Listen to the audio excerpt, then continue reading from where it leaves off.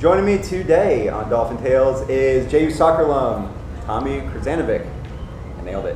Yeah. There we go. Yeah. Tommy, thanks for coming on the show. Absolutely. Thanks for having me. Yeah, so let's start. Obviously had a great career here at the university. I forget how long ago they announced it, but part of the all-decade team. So recently we had Chad Houseman, Chad Oliva, they were part of the baseball all-decade. So to bring men's soccer all-decade, I just want to talk about that. So first of all, congratulations on that nomination and being part of it. Yeah, thank you, and obviously honored to have been nominated. I was actually driving on the way here, and I was trying to figure out how many years ago was that exactly, and then started doing math, and I said it was just long ago. But back from basically 2003 to 2007. So. Yeah, it's. I know every time we start talking about it, you kind of realize it seems just like yesterday. Even coming on campus, there's a lot of stuff that's still the same, but obviously a lot, even the River House, it's very different. And seeing the student athletes walking around, it's like you remember it pretty quickly, but then when you really start doing the math, it seems a little bit longer ago. So. Definitely some flashbacks here and there, driving around, coming in and really not seeing everything that's been done with campus. Now that I'm seeing the River House and I've been here before, watched the games, would come into the offices, even went into the locker room, chatted with the boys, and I know that the house has been up, but something that you kind of forget and you get away. Although you live right down the street, you just don't get the time to do it as much as you want. But super excited to be here and super excited to be back in. Awesome. So let's talk about the all-decade.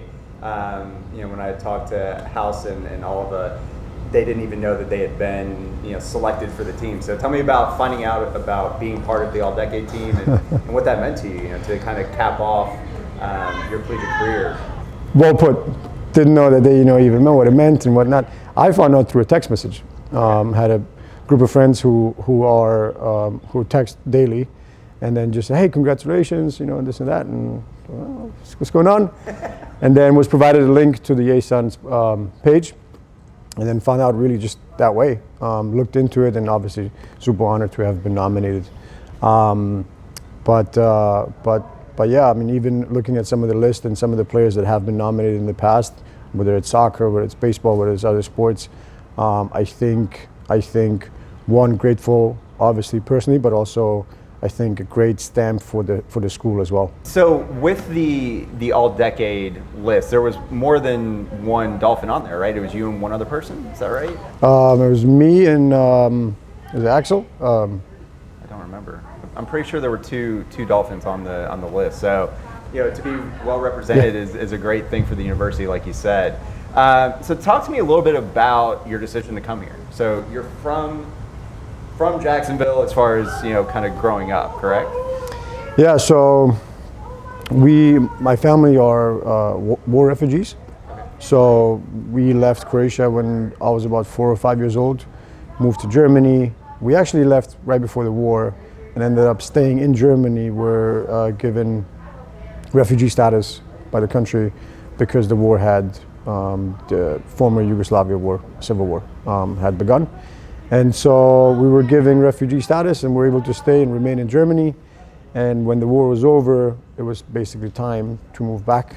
And an opportunity came about where we found out, or my parents had found out that we could come to the United States. My mom and dad are from 2 different religions. Okay. And so that created a conflict, and the United States provides, or at the time provided a program for war refugees or for families like ours to give them refuge here, so that we don't go back into a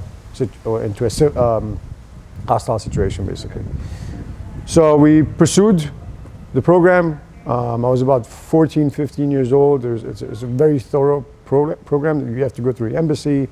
You have to visit the embassy 3 or 4 times. It's a thorough vetting process. And we were granted access to come into the United States. And funny enough, and I always tell this story, but at first we were given an opportunity to go to Columbus, Ohio.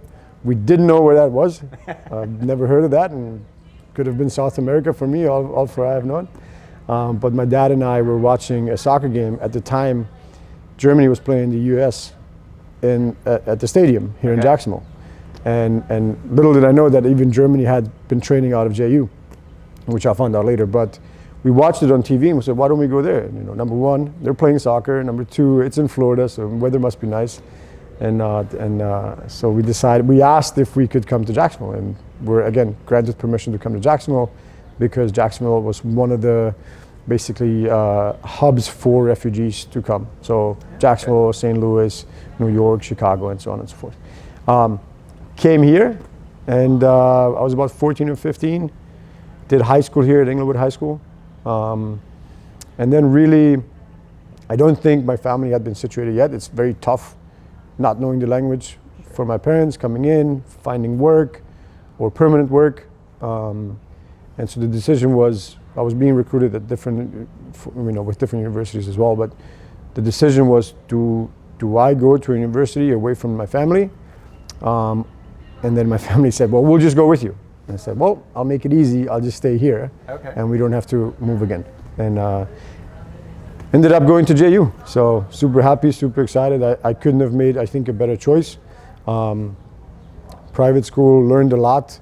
The classroom structure was very beneficial to me and my academics because my process was much lower than maybe someone else's.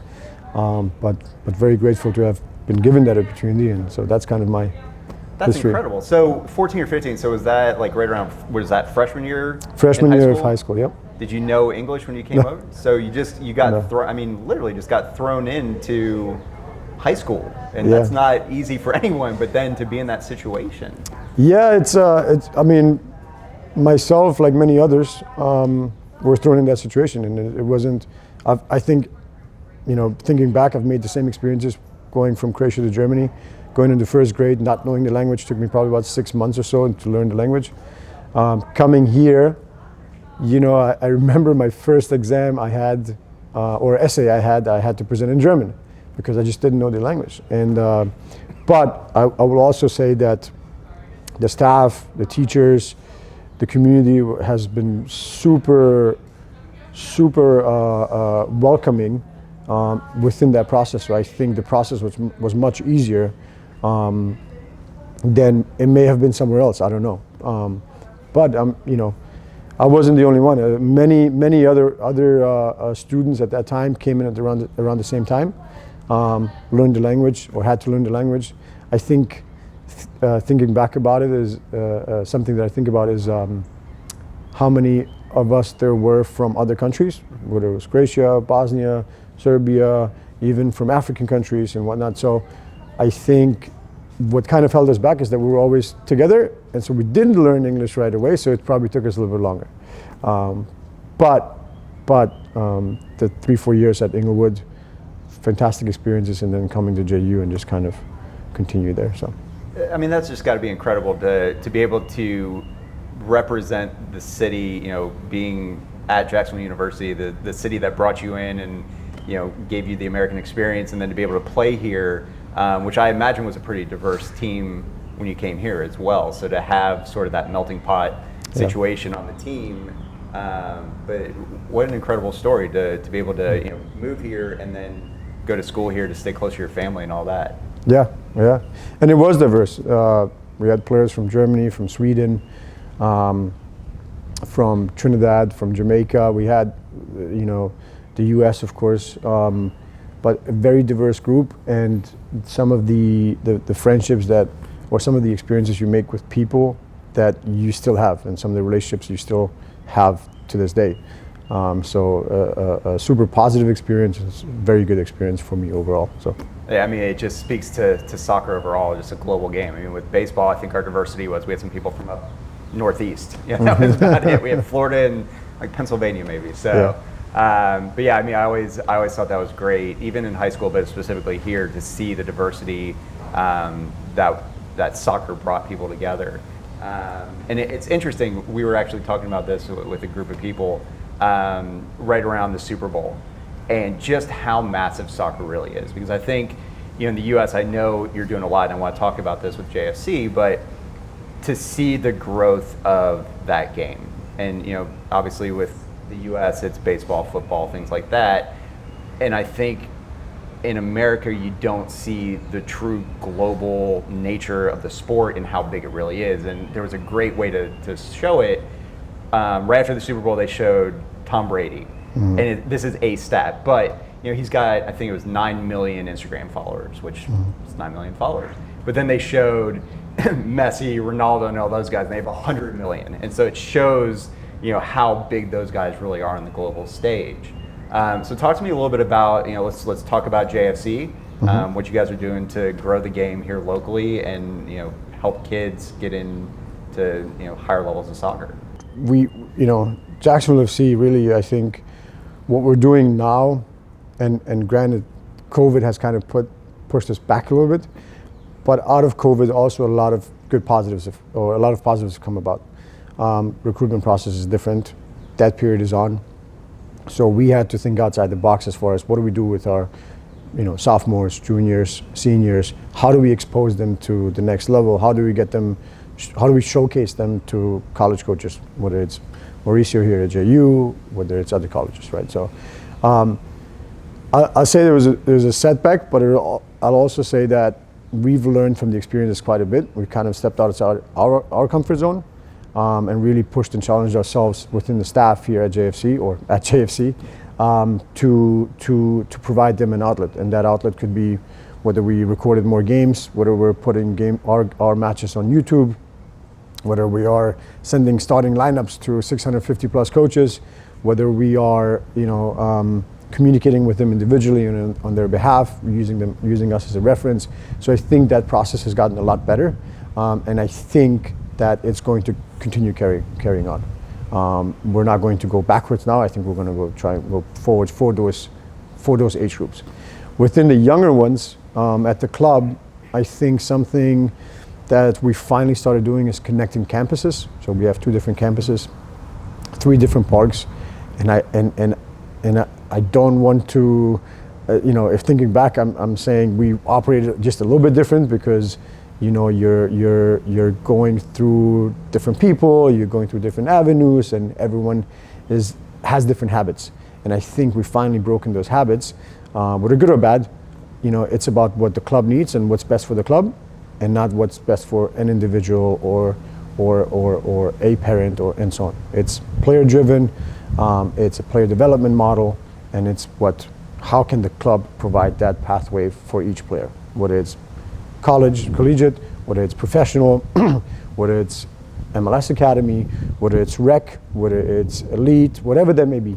So I think certainly with the connection of campuses and the connection of programs and allowing resources to trickle down from the top program all the way down into almost Happy Feet and future First Touch Academy and Junior Academy, I think that's been the great benefit for our members and our players. Sure. Yeah. I mean, I've got 3 kids. My youngest did Happy Feet for a little bit. I don't think we're quite ready for it yet, but she tried it. But we've got one in the Development Academy and then one that's doing the elite stuff.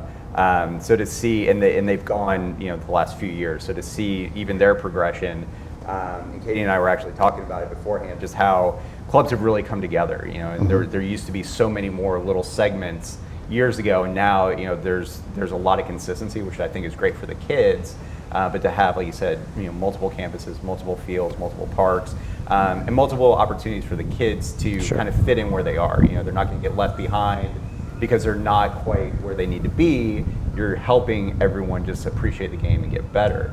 And it seems like with JFC, with Jacksonville Football Club, just so we say that out loud, there's a lot of JU representation there within the administration, the coaches. I know Pat Cannon coached here for a while.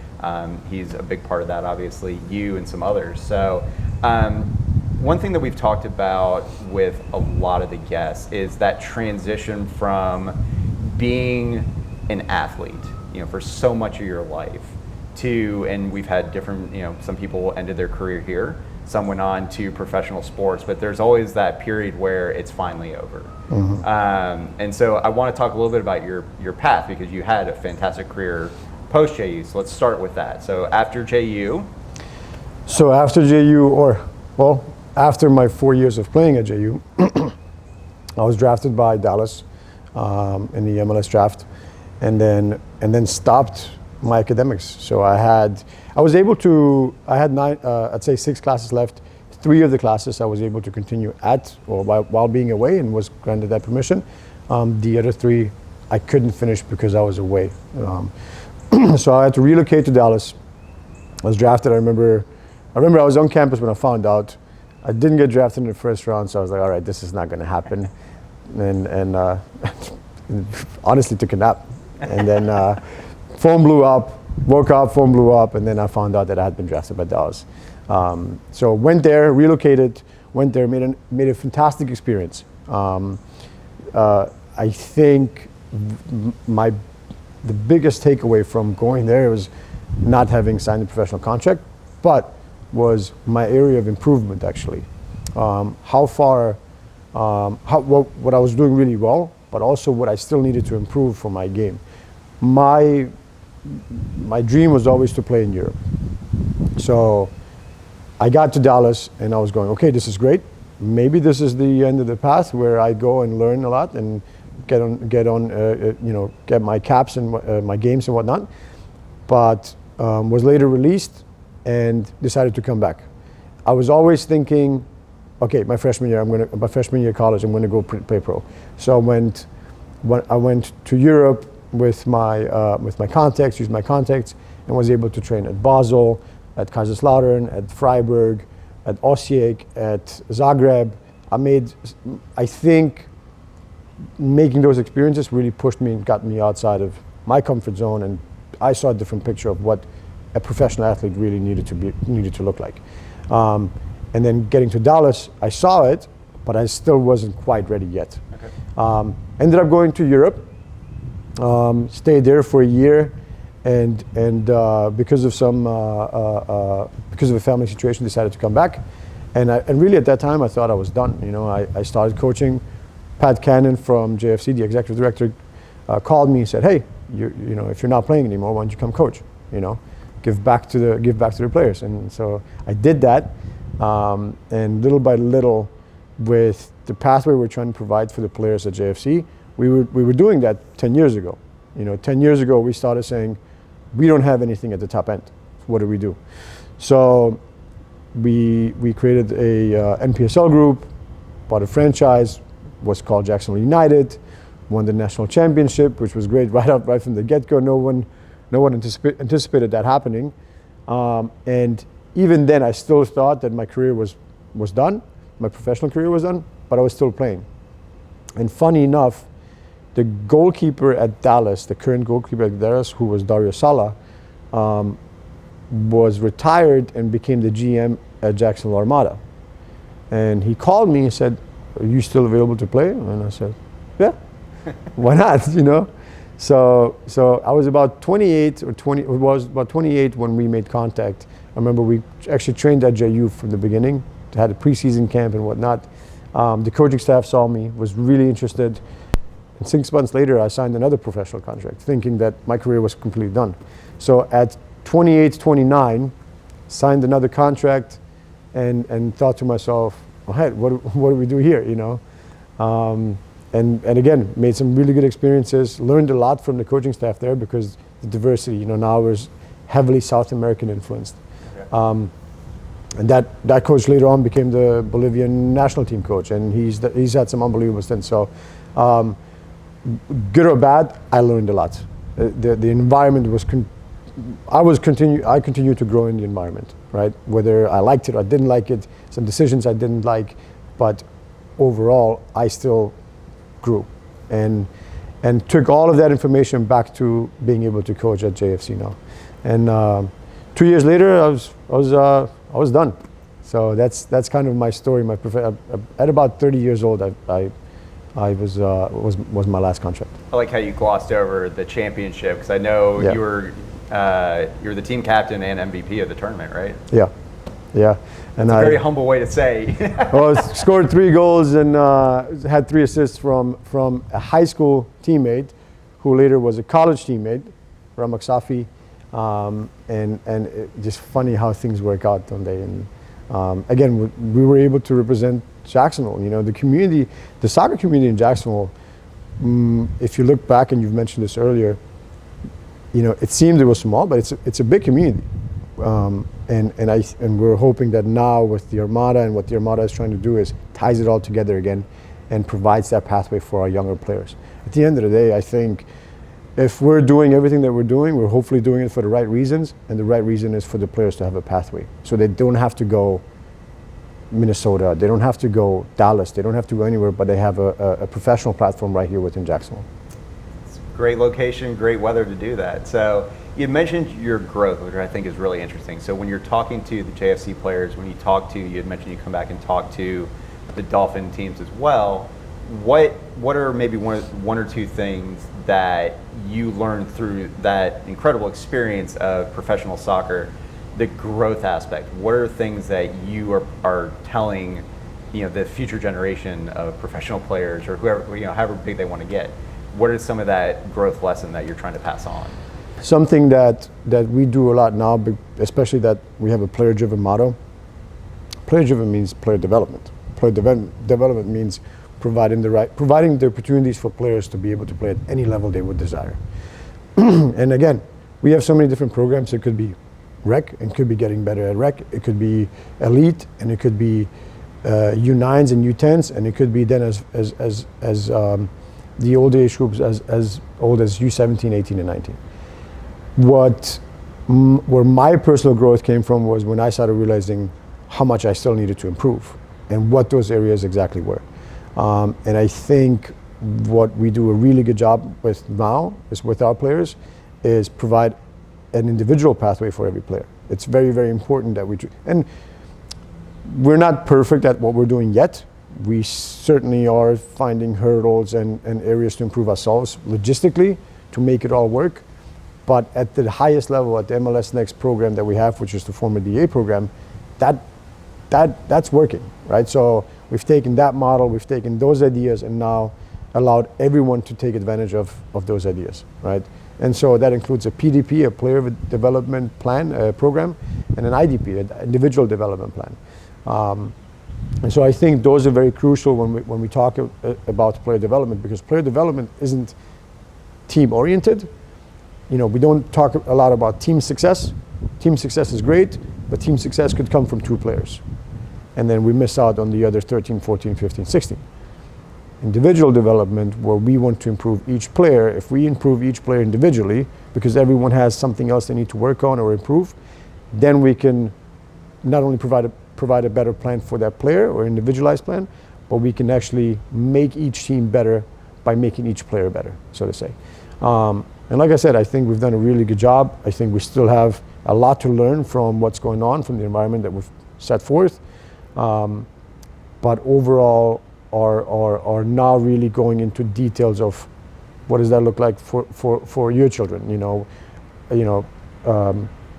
Your son, or you have son and daughter? I have son, boy, girl. Boy, girl. Yeah, so boy's the oldest. So your boy may be excelling in some areas, whereas the middle child may not be, right? And she may be super fast, but he's not. And so it just depends on what each player needs, and we want to provide the resource for them to be able to get to that, whatever it is that they desire. At the end of the day, it has to come from the players, and they have to put the extra work in.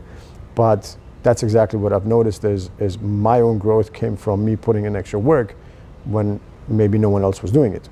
And the same goes for every player, right? So I would say enthusiasm would be at the top of what my kids are at. They love soccer. I keep saying I'm doing a terrible job parenting because my wife played here. So my kids all want to play soccer and want nothing to do with baseball. So I'm doing something wrong, I guess, or she's doing something much better than me. So let's close with one JU story. What's your best on-campus, on-field, on-pitch story that you've got from your time here? Be very careful about what I say next. Everyone says that. Yeah. No, because you make so many great experiences, and some of the stories are completely soccer related. Some of the stories are also there's a life away from soccer. There's a life away from baseball, and often what we tell players too is sometimes you have to take a break from something that overwhelms you. in order so that you can miss it again, and that you can really find love for that, whether it's sport, whether it's academics, whatever that may be.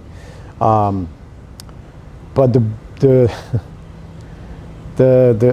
best story, probably, if I had to think, it wasn't really, I don't even think it was for me. It was watching the group when I left, and I was actually in Germany at the time, watching that group win the ASUN conference. So, and I don't think it was more so because, you know, we got better and better and better. And when I was there, we didn't win ASUN conference. I remember we lost in the semis. It was down at Stetson. But a year later, watching that same group, because those are my friends, those are the guys that I've just played with, watching them win it was probably the best experience for me. Great. Well, Tommy, thank you so much for coming on. If you want to see Tommy, go out to JFC, because I'm sure he's at the field pretty much all day, every day. So All Tommy, the time. thank you so much for coming on the show. Absolutely. Thanks for having me.